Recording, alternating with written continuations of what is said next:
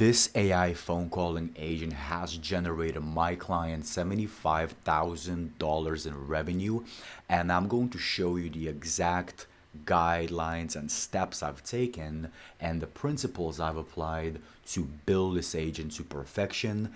Every single week, this literally books dozens and dozens of jobs to keep his pipeline full. If you're struggling with client acquisition or prospecting or keeping your pipeline full with demos, sales calls, jobs, what have you, follow these steps, follow these guidelines, and I promise you, you will never have a problem prospecting or getting new clients, new customers again.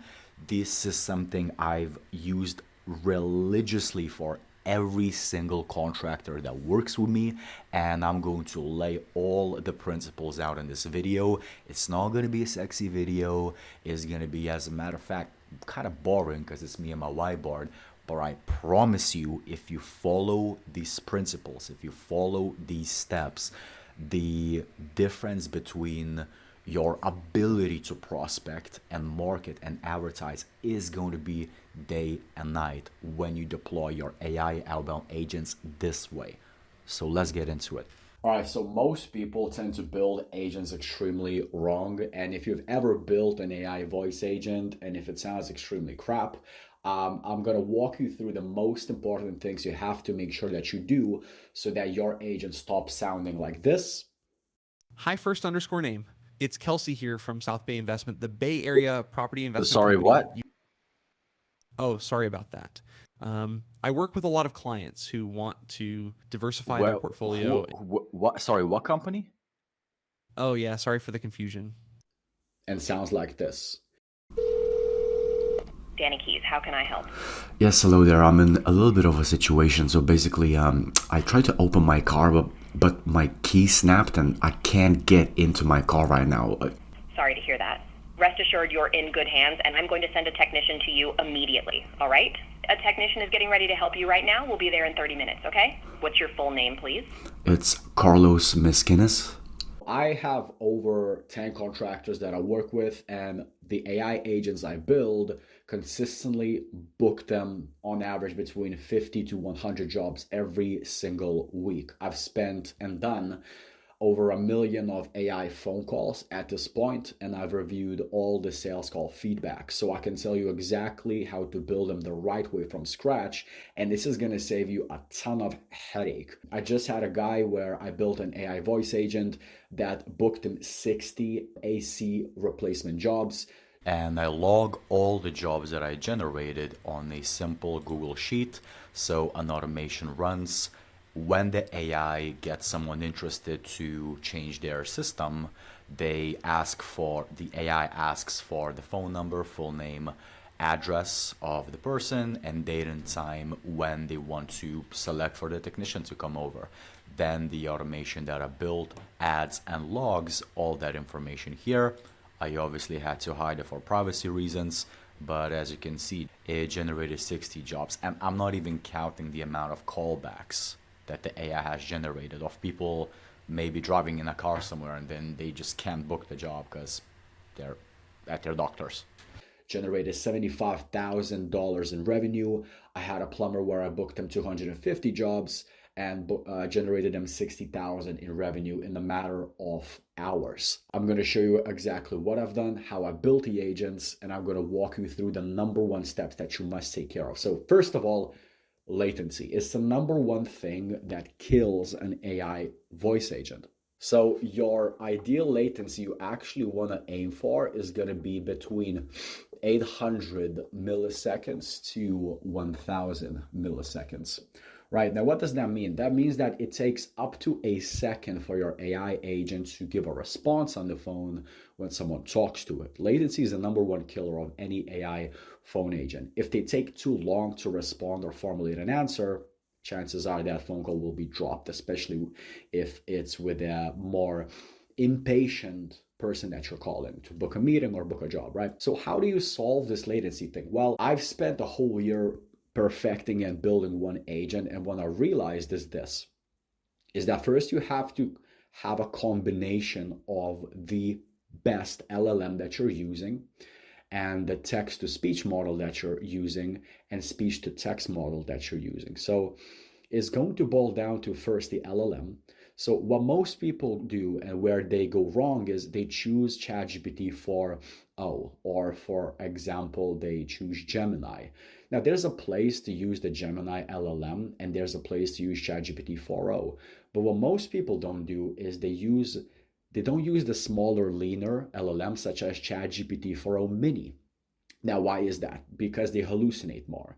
Now, most people think that just because it hallucinates more, oh, I should use a smarter LLM.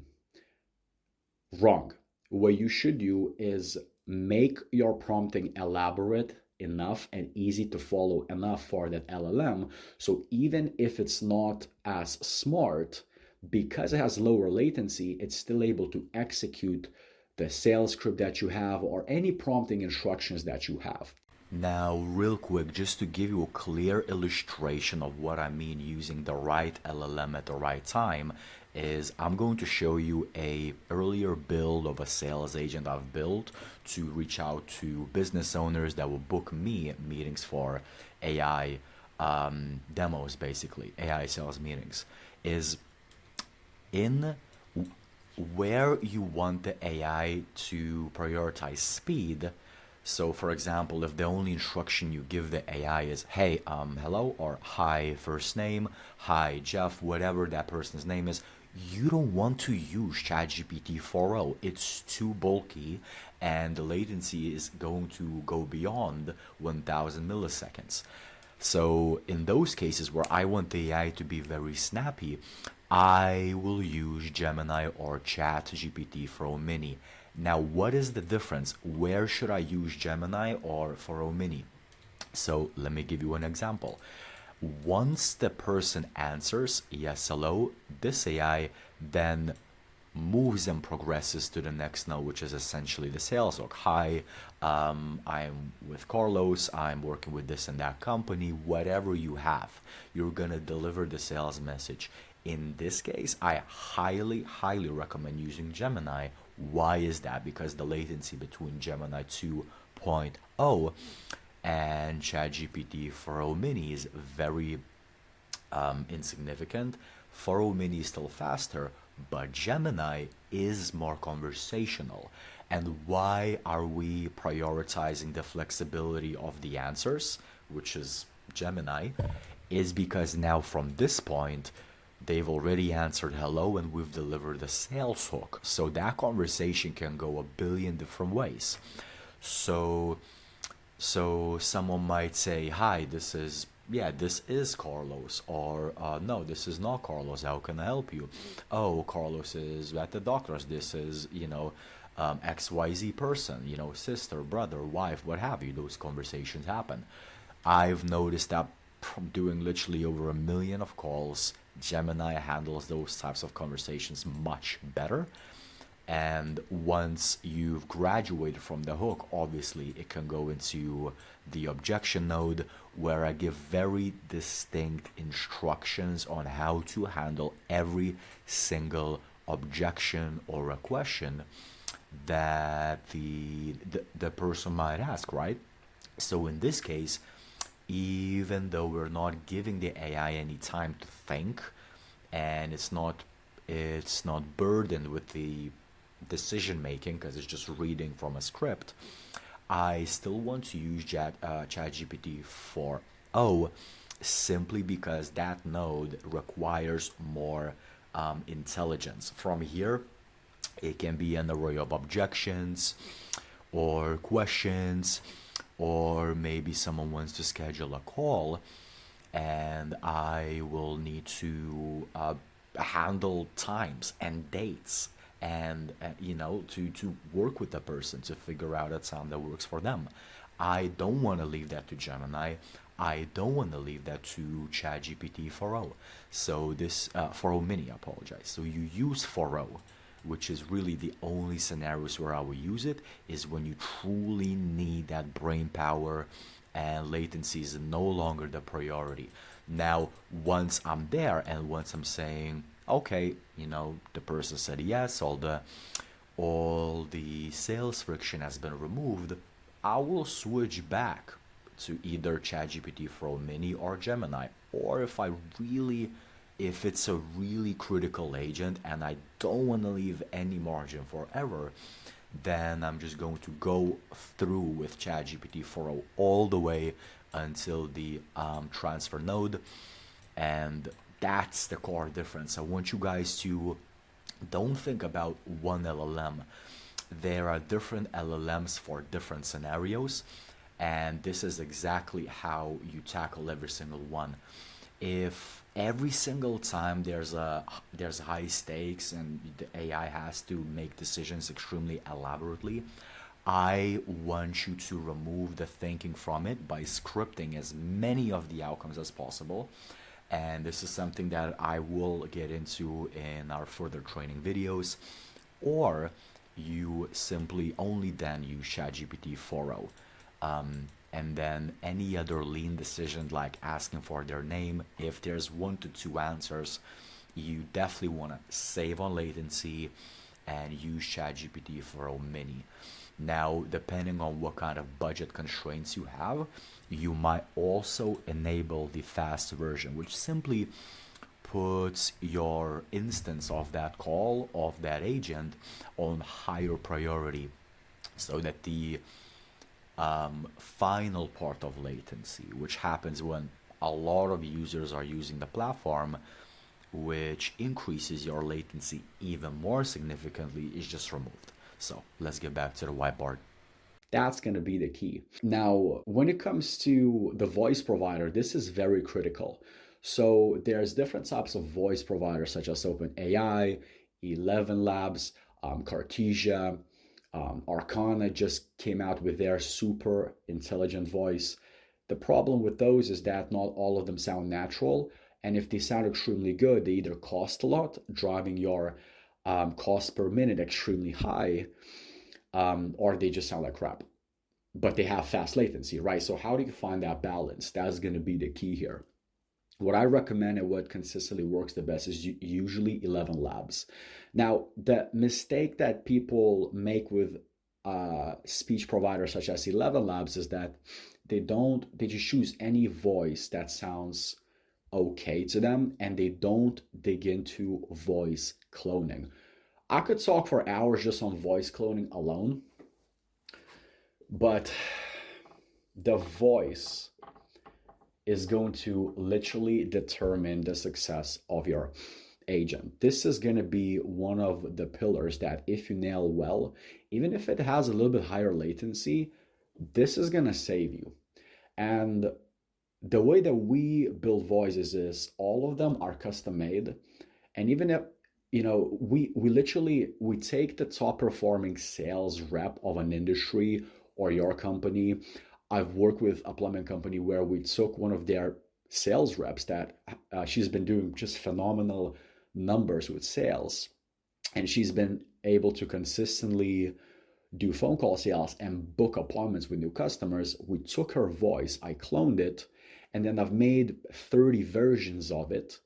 I've written a script that new cloned voice says, and then clone that version, and that's what we use for the AI. So oftentimes the gold that you're gonna find, the best performance that you're gonna have, is if you take a voice from a person that is extremely competent at sales, they already have the tonality. I recommend going the professional route and doing professional voice cloning if you can, where you take literally between 30 minutes and 3 hours of the recording of their voice, and that's the material that you use to then generate 10 versions of it and choose the one that has cloned over to your agent the best.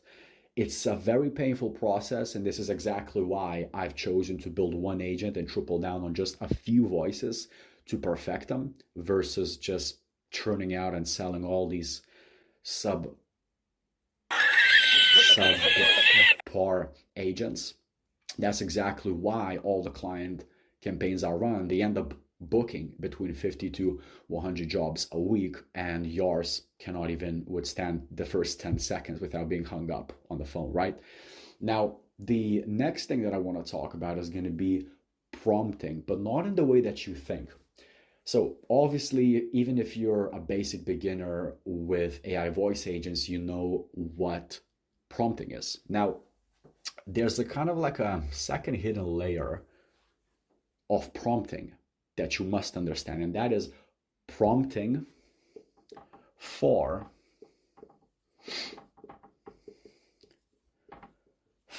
inflection. Prompting for inflection. What does that mean? The voice quality does not stop with just the voice that you clone. It stops at the script you write. So what I personally like to do, and what we found works best for over a dozen contractors now, we consistently book dozens and dozens and dozens of jobs for these guys in Oregon, Texas, California, Florida. You have to control the inflection of the agent, which means you have to control when it raises the tonality. So instead of saying something like, let's just imagine your AI voice agent's name is Sarah. Instead of saying, hi, this is Sarah from ABC Company, how are you doing today? Which is how 99% of all the agents sound. What you actually can do is make it sound like, hey, this is Sarah from ABC Company. Have you heard of us before? Have you heard of us before? So you raise the tonality. So if this is a sentence, this is how most AI agents sound, right? Now there's, depending on the temperature of the voice that you set, which is also a setting, obviously there's going to be some inflections here and there. But what you can do is have full control on where the AI inflects. So what you want to achieve is this. Hey, this is Sarah from so you want to add in all of those natural pauses that humans have, such as the best one I found, by the way, if you're deep into prompting, is try this. Make the AI say a specific script and do dot. Now sometimes what also helps, and I've split tested this to help, is if you leave a small space in here, or even dot behind the word. So you might be saying a sentence, you might be inflecting, and then the dot makes the AI have very human sounds based on how cloned the voice is, which can be something like, hey, this is Sarah from ABC Company.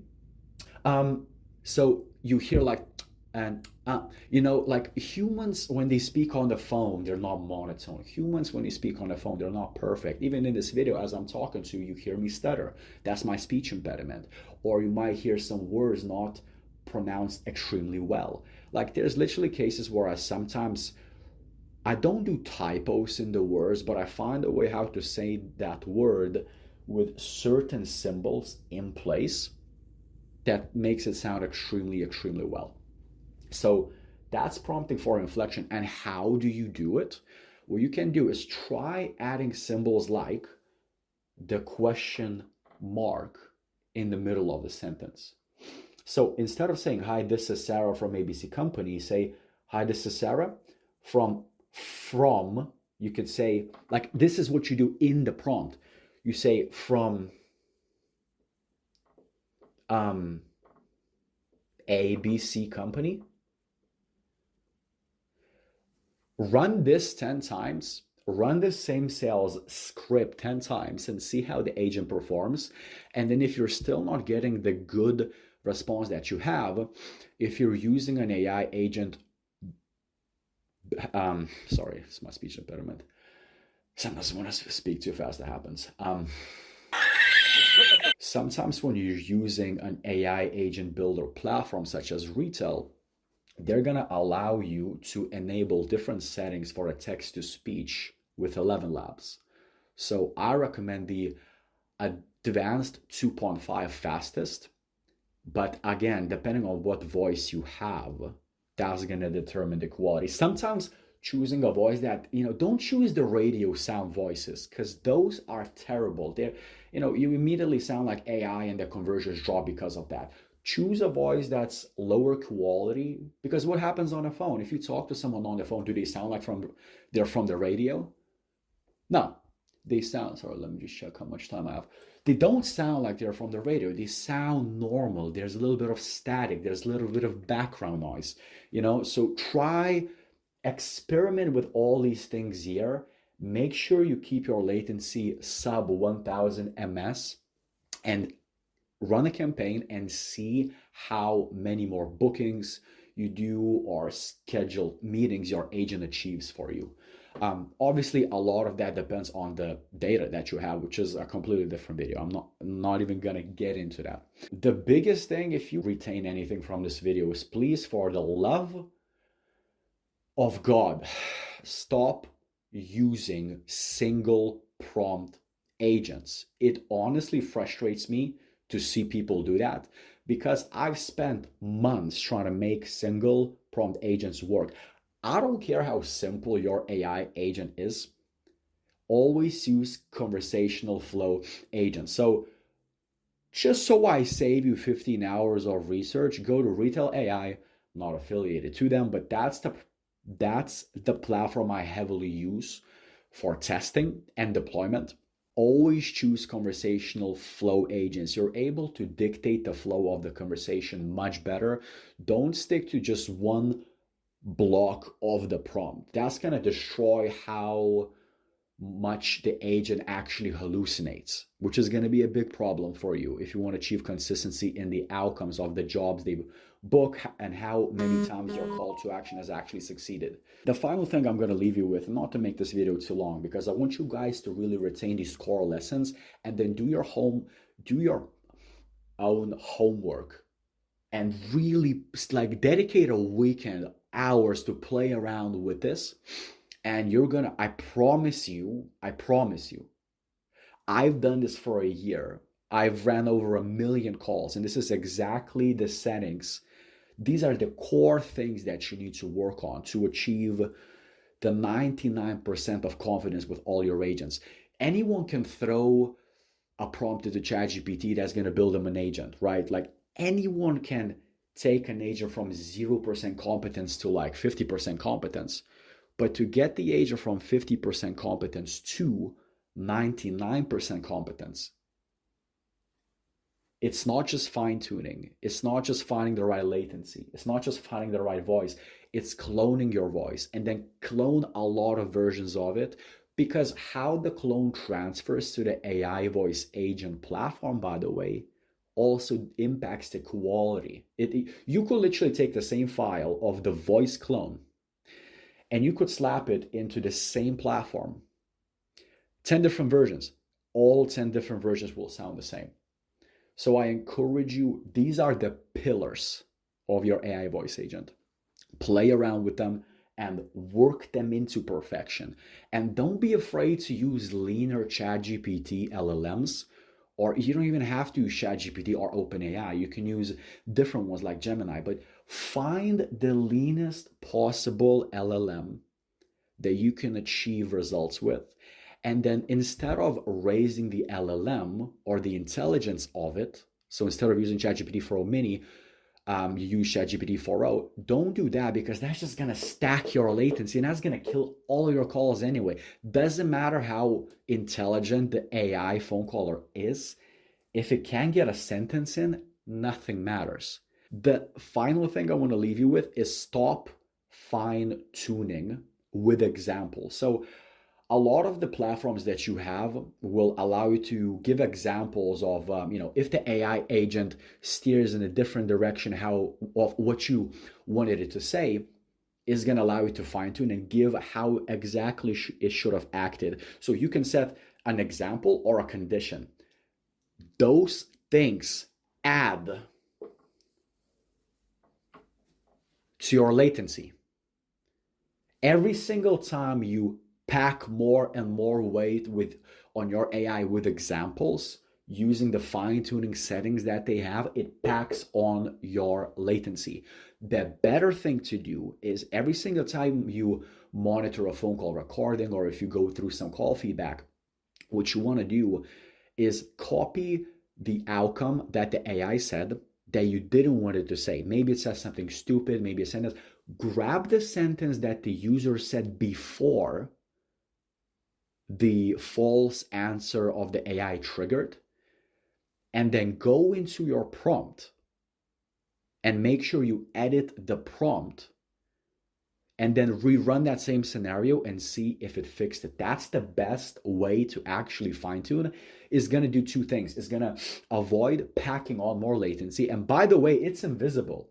These platforms are not going to tell you that, oh, you have like 50 examples of fine tuning in every single node of your conversational flow. They're not going to tell you that.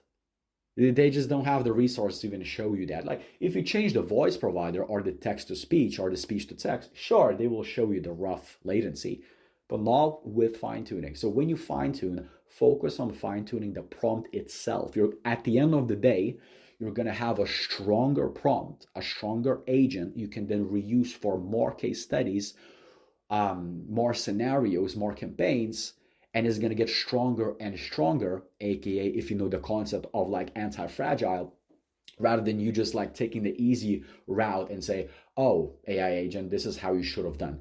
That means nothing to it. All it does is instead of improving its logic, it just overrides it with rules, okay? So sorry for the length of the video. I have fever and I need to go. Hopefully this video has been boring but helpful. And trust me, this is exactly what I've used to generate my clients, like between 50 and 100 jobs every single week. This stuff is boring, but this will literally make your AI agent elite. I'll see you in the next video. Drop in the comments below what else you would like me to talk about next. I can talk about this stuff for thousands of hours, but let's choose the topics that you guys want. Thanks.